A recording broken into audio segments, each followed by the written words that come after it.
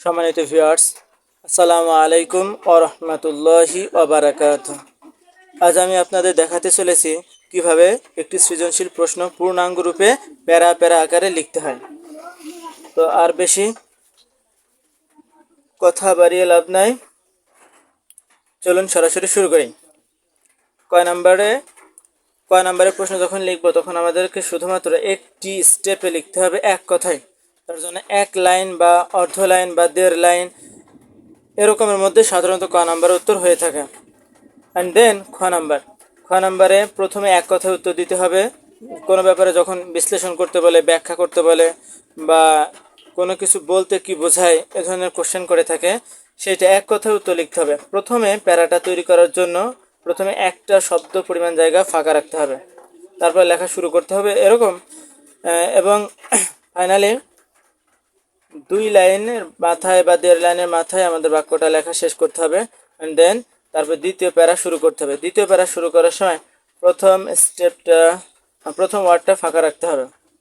ফাঁকা রেখে তারপর আমরা লেখা শুরু করব এবং ফাইনালি দ্বিতীয় প্যারা যখন শেষ হবে, লেখাটা শেষ। দ্বিতীয় প্যারাটা আমরা শুরুতে শেষ, লাইনের মাঝখানে শেষ করতে পারি, লাইনের শেষের দিকে শেষ করতে পারি। তারপরে আমরা দেখব গ নাম্বারের সৃজনশীল প্রশ্ন কিভাবে প্যারা প্যারা আকারে লিখতে হয়। আমরা জানি গ নাম্বারে 3 প্যারা বিশিষ্ট 3 স্টেপ হয়ে থাকে, যার প্রথম স্টেপের জন্য 1 নাম্বার, দ্বিতীয় স্টেপের জন্য আলাদাভাবে আর 1 নাম্বার, অ্যান্ড তৃতীয় স্টেপের জন্য আরও 1 নাম্বার। প্রথম স্টেপ লিখবো আমরা আগের মতো।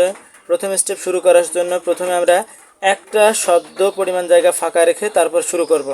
অ্যান্ড এখানে এটা শেষ করলাম, খুব ভালো। তারপর দ্বিতীয় স্টেপ এখান থেকে শুরু করব, তার জন্য প্রথম শব্দটা বাদ দিব এবং এখান থেকে শুরু করব। দ্বিতীয় স্টেপ লিখতে লিখতে লেখা শেষ হয়ে গেলে ফাইনালি আমরা তৃতীয় স্টেপ শুরু করব। তৃতীয় স্টেপেও আমরা প্রথম শব্দটা গ্যাপ দিব, লিখব না। প্রথম শব্দটা না লিখে তারপর থেকে লেখা শুরু করব এবং ফাইনালি যতক্ষণ আমাদের শেষ হয় ততক্ষণ আমরা লিখব। অ্যান্ড ফাইনালি আমরা ঘ নাম্বার লিখব। ঘ নাম্বারটা কীভাবে লিখতে হবে? ঘ নাম্বারে 4 স্তর বিশিষ্ট হয়ে থাকে, আর আমরা জানি ঘ নাম্বারে 4টা নম্বর। প্রথম স্টেপের জন্য 1 নাম্বার, দ্বিতীয় স্টেপের জন্য আর 1 নাম্বার, তৃতীয় স্টেপের জন্য আর 1 নাম্বার। আমরা এখান থেকে প্রথম স্টেপ লেখা শুরু করলাম এবং ফাইনালি এখানে শেষ করলাম। তারপরে দ্বিতীয় স্টেপ যখন শুরু করলাম আবার প্রথমে একটা শব্দ ফাঁকা রেখে এখান থেকে লিখতে লিখতে লিখতে লিখতে এখানে এসে শেষ করলাম।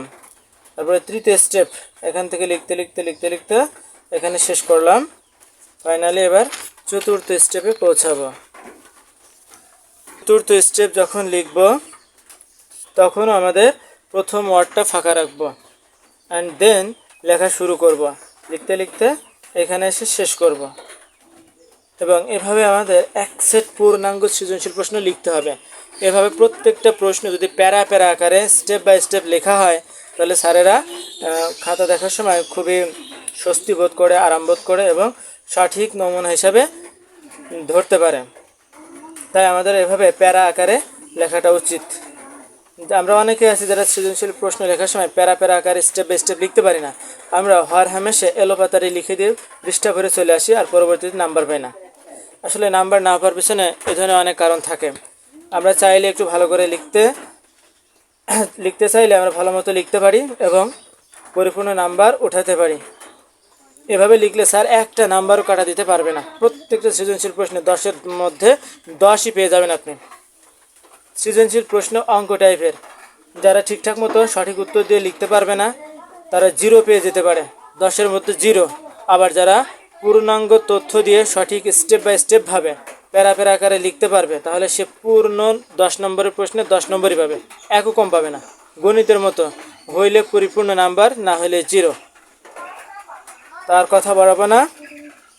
আপনারা সবাই এখন থেকে যারা সৃজনশীল প্রশ্ন প্যারা আকারে লিখতে পারেন না তারা এখন থেকে বাসায় প্রতিনিয়ত বেশি বেশি করে সৃজনশীল প্রশ্ন প্যারা প্যারা আকারে লেখার চেষ্টা করবেন এবং পরীক্ষায় সর্বোচ্চ নাম্বার ওঠানোর জন্য চেষ্টা করবেন।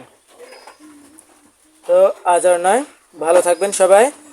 আমার চ্যানেলটি ভালো লাগলে সবাই লাইক, কমেন্ট এবং সাবস্ক্রাইব করে পাশে থাকবেন। বাই। আসসালামু আলাইকুম ওয়া রাহমাতুল্লাহি ওয়া বারাকাতুহু।